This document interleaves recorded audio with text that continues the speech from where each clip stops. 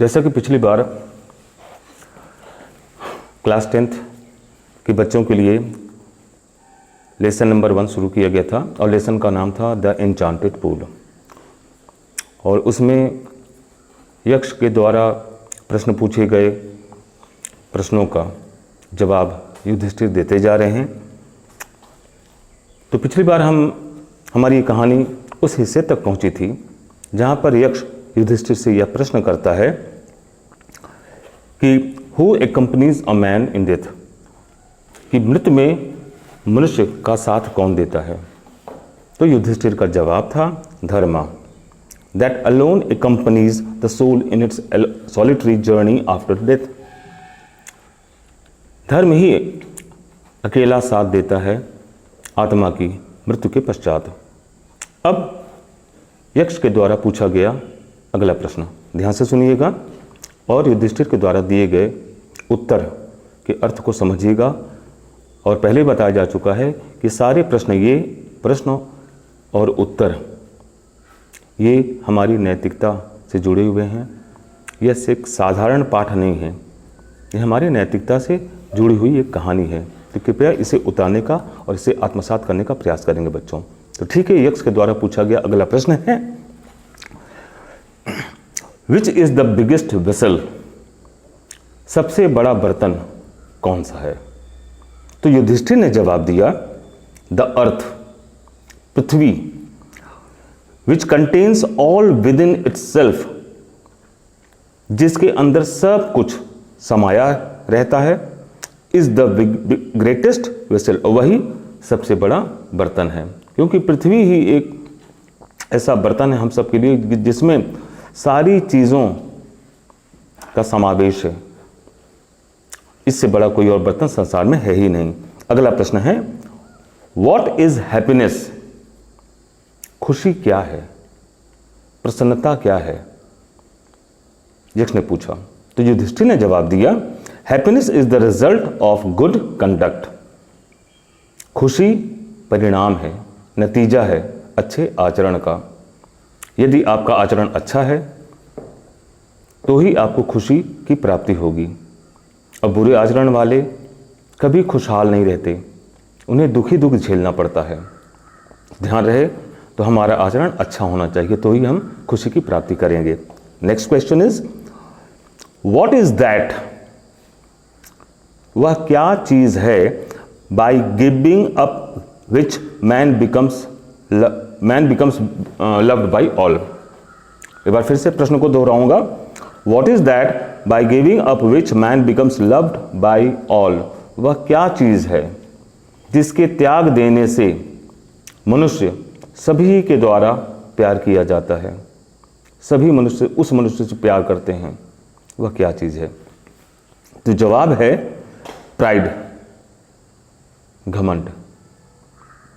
घमंड हमें कभी नहीं करना चाहिए। For if man gives up being proud, क्योंकि यदि मनुष्य घमंडी होना त्याग दे तो he will be loved by all, वह सभी के द्वारा प्यार किया जाएगा। तो हमें घमंड कभी नहीं करना चाहिए, क्योंकि घमंड जो है पतन के मार्ग पर हमें ले जाता है। तो ही हमसे प्यार नहीं करेगा यदि हम घमंडी होंगे। Next question, What is the loss which yields joy and not sorrow? वह कौन सी हानि है जो हमें आनंद देती है, दुख नहीं। तो सोचेंगे कि भाई ऐसी कौन सी हानि होगी जो हमें आनंद देती है। कोई चीज़ नुकसान हो जाए तो हमें दुख हो जाता है, धन का नुकसान हो तो दुख, संपत्ति का नुकसान हो तो दुख, कोई भी चीज़ नुकसान हो तो हमें दुख होता है। लेकिन हाँ, एक हानि है जिसके होने से हमें दुख नहीं बल्कि हमें आनंद की प्राप्ति होती है, खुशी मिलती है। तो वो कौन सी हानि है। तो युधिष्ठिर ने जवाब दिया, वो हानि है एंगर, क्रोध, गुस्सा। If we give up being angry, यदि हम गुस्सा का करना त्याग दें, गुस्सा होना त्याग दें, क्रोधित होना त्याग दें, we will no longer be subject to sorrow, तो हम और अधिक दुख से संबंधित नहीं रहेंगे। तो हम और अधिक दुखी नहीं रहेंगे यदि हम क्रोधी का होना त्याग दें, क्रोध करना त्याग दें। ठीक है बच्चों।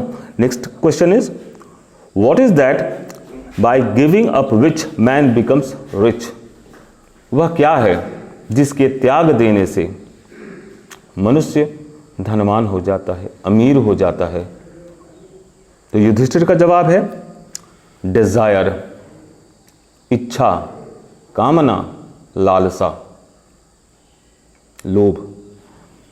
If man gives up being greedy, यदि मनुष्य लालची का होना त्याग दे तो ही विल बिकम वेल्दी, तो वह धनवान हो जाएगा। क्योंकि जब तक मन में बच्चों इच्छाएं रहती हैं, ये लोभ, हम मुझे ये मिल जाए, वो मिल जाए, तो आपको एक चीज की प्राप्ति होती है तो आप अगली चीज की इच्छा आपके मन में आ जाती है, अगली चीज प्राप्त होती है तो अगली चीज की पाने की इच्छा आपके मन में आ जाती है। तो ये लोभ, ये लालच, ये बढ़ता जाता है और फिर हर बार हमें ऐसा महसूस होता है कि हम अब भी अगले की अपेक्षा गरीब हैं, कमजोर हैं।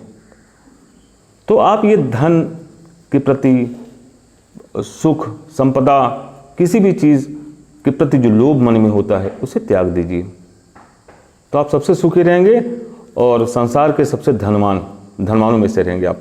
Next question, what makes one a real ब्राह्मण। वह कौन सी चीज किसी व्यक्ति को एक सच्चा ब्राह्मण बनाती है। क्या चीज है जो किसी व्यक्ति को एक सच्चा ब्राह्मण बनाती है। कुछ विकल्प भी दिए हैं यक्ष ने कि इज इट बर्थ, क्या वह जन्म है, अर्थात क्या कोई व्यक्ति जन्म से ब्राह्मण होता है, गुड कंडक्ट, अच्छे आचरण से ब्राह्मण होता है, और लर्निंग या फिर विद्वता से, ज्ञान से। आंसर डिसिसिवली, तो कृपया सोच समझकर निश्चय पूर्वक उत्तर दें। तब युधिष्ठिर जवाब देते हैं, धर्मराज युधिष्ठिर, सूझबूझ की कोई कमी उनके अंदर नहीं और बड़ी सूझबूझ के साथ वो जवाब देते हैं कि birth and learning do not make one a Brahmin. जन्म और विद्वता, जन्म और विद्या किसी को ब्राह्मण नहीं बनाती। कोई भी व्यक्ति जन्म से ब्राह्मण नहीं होता, कोई व्यक्ति ज्ञान प्राप्त करके ब्राह्मण नहीं होता। गुड कंडक्ट अलोन डज, अकेला अच्छा आचरण ही किसी व्यक्ति को एक सच्चा ब्राह्मण बनाता है। How ever learned a person may be, कोई व्यक्ति कितना भी पढ़ा लिखा क्यों न हो, he will not be a ब्राह्मण, वह ब्राह्मण नहीं हो सकता। Without giving up bad habits, बिना बुरी आदतों को त्यागे। हम कितना भी पढ़ लिख ले, कोई मनुष्य कितना भी पढ़ लिख ले, ज्ञान अर्जित कर ले, और उसके अंदर अगर बुरे आचरण हैं, बुरी आदतों की भरमार है, तो वह किसी भी तरह से वह सच्चा ब्राह्मण कहला ही नहीं सकता। ठीक है ना। तो उसका आचरण अच्छा होना चाहिए। तो अच्छा आचरण ही किसी व्यक्ति को सच्चा ब्राह्मण बनाती है। Even though he may be learned in the 4 Vedas, यहां तक कि वह चाहे चारों वेदों का ज्ञानी क्यों न हो। A man of bad habit, a man of bad conduct falls to a lower class, और बुरी आदतों वाला व्यक्ति निचली श्रेणी में ही आता है, उसकी गिनती निचली श्रेणी में होती है। अगला क्वेश्चन है यक्ष का, what is the greatest wonder in the world. संसार का सबसे बड़ा आश्चर्य क्या है। सबसे बड़ा आश्चर्य क्या है। वैसे तो हम अपने इस संसार में बहुत सी आश्चर्यजनक चीजें देखते हैं, हम हतप्रभ हो जाते हैं, हैरान हो जाते हैं, वाह कमाल की चीज हमने देखा, ऐसा तो पहले हमने कभी देखा ही नहीं। तो संसार का सबसे बड़ा आश्चर्य क्या है। युधिष्ठिर ने बड़े सोच समझकर जवाब दिया, ध्यान से सुनिएगा बच्चों, कि every day men see creatures depart to Yama's kingdom, कि प्रत्येक दिन मनुष्य प्राणियों को यमलोक जाते हुए देखता है। यमास किंगडम माने यमलोक, यमराज के राज्य की ओर, अर्थात यमलोक। तो प्रत्येक दिन प्राणी जो है, हम जैसे लोग प्राणियों को यमलोक जाते हुए देखते हैं। एंड येट, और फिर भी दोज हु रिमेन, वे लोग जो रह जाते हैं, जो इस संसार में बच जाते हैं, want to live forever, वह सदा सदा के लिए जीना चाहते हैं। तो है ना ये हैरत अंगेज वाली बात। हम जानते हैं कि हमें एक ना एक दिन मरना है, यमलोक जाना है, और फिर भी हम जैसे व्यक्ति इस आस में रहते हैं कि हम सदा सदा के लिए जिए, हम अमर रहें, हम कभी न मरें।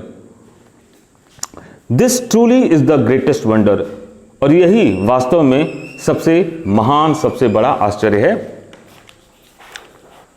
नंबर 8 में जाएं बच्चों जरा। 10 इस प्रकार the Yaksha put many questions and Yudhishthira answer them all, और इस प्रकार से यक्ष ने अनेक प्रश्न युधिष्ठिर के सामने रखे और युधिष्ठिर ने उन सभी प्रश्नों का संतोषजनक उत्तर दिया। इन द एंड, और अंत में द यक्षा आस्क्ड, यक्ष ने प्रश्न रखा। यक्ष का अंतिम प्रश्न था, ओ किंग, हे राजन, one of your dead brothers can now be revived. हे राजन, तुम्हारे इन मृत भाइयों में से एक को पुनर्जीवित किया जा सकता है। ऐसा यक्ष ने क्यों कहा? क्योंकि यक्ष जो था बहुत प्रभावित हुआ युधिष्ठिर के द्वारा संतोषजनक उत्तर से। युधिष्ठिर ने सारे उत्तरों को बड़े सूझबूझ के साथ दिया और यक्ष उन सभी संतोषजनक उत्तरों से काफी प्रभावित था, खुश हुआ युधिष्ठिर के ऊपर। तभी यक्ष ने युधिष्ठिर से कहा, हे राजन, आपके इन मृत भाइयों में से किसी एक को ही पुनर्जीवित किया जा सकता है। Who do you want to come back to life? तो आप किस भाई को चाहते हैं कि पुनर्जीवित हो जाए? It took Yudhishthira a moment to think, और युधिष्ठिरा को एक पल लगा, एक क्षण लगा, एंड देन ही विज्ड, और तब उन्होंने इच्छा व्यक्त की दैट द क्लाउड कंप्लेक्शन्ड, कि मेघ वर्ण वाला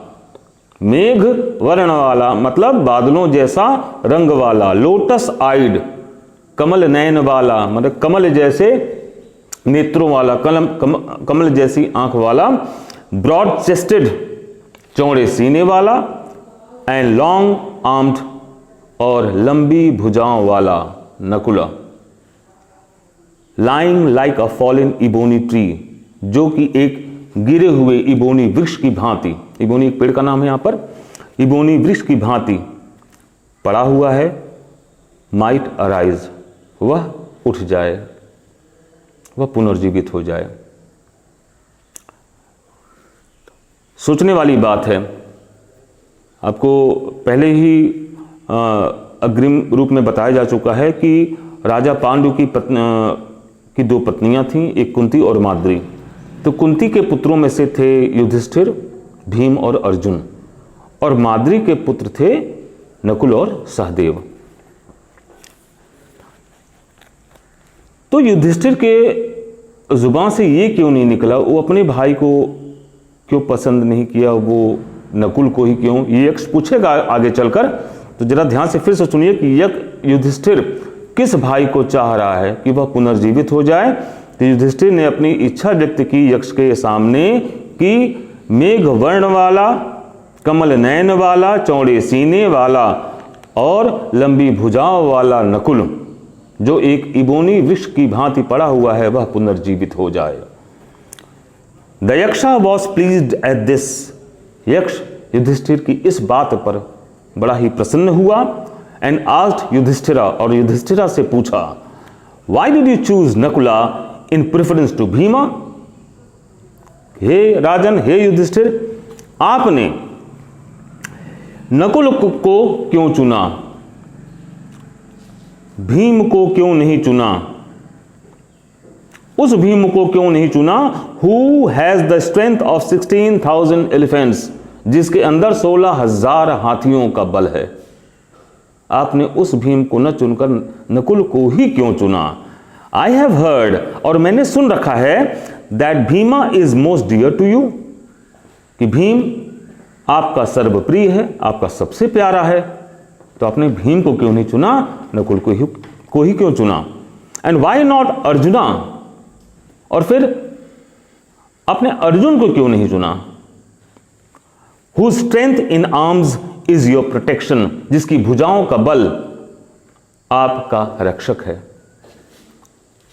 तो आपने भीम या अर्जुन को न चुनकर नकुल को ही क्यों चुना? उस भीम को क्यों नहीं चुना जिसके अंदर 16,000 हाथियों का बल है? या फिर आपने उस अर्जुन को क्यों नहीं चुना जिसकी भुजाओं का बल आपका रक्षक है? नकुल ही क्यों? Tell me why you choose Nakula rather than either of these two. तो हे राजन, मुझे बताइए कि इन दोनों की तुलना में, इन दोनों की अपेक्षा आपने नकुल को ही क्यों चुना? युधिष्ठिरा रिप्लाइड, तब युधिष्ठिरा ने जवाब दिया, ओ यक्ष, हे यक्ष, धर्म is the only shield of man, कि धर्म ही एकमात्र कवच है, रक्षक है मनुष्य का। एंड नॉट भीमा और अर्जुना, भीम या अर्जुन नहीं। यक्ष, हे यक्ष, मनुष्य का रक्षक यदि कोई है तो वो है उसका धर्म, भीम या अर्जुन नहीं।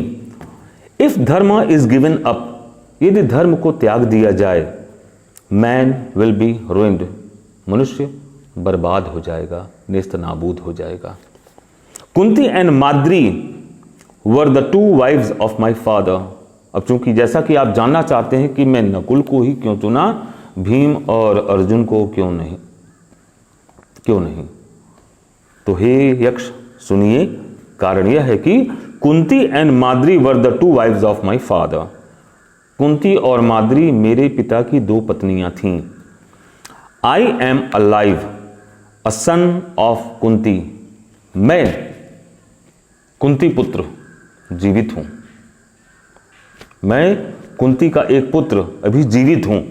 And so she is not completely bereaved, और इस तरह से मेरी मां कुंती पूरी तरह से पुत्रों से वंचित नहीं है। bereaved मीन्स वंचित, बच्चों नोट कर लीजिएगा। तो इस तरह से मेरी मां पुत्रों से पूरी तरह से वंचित नहीं है।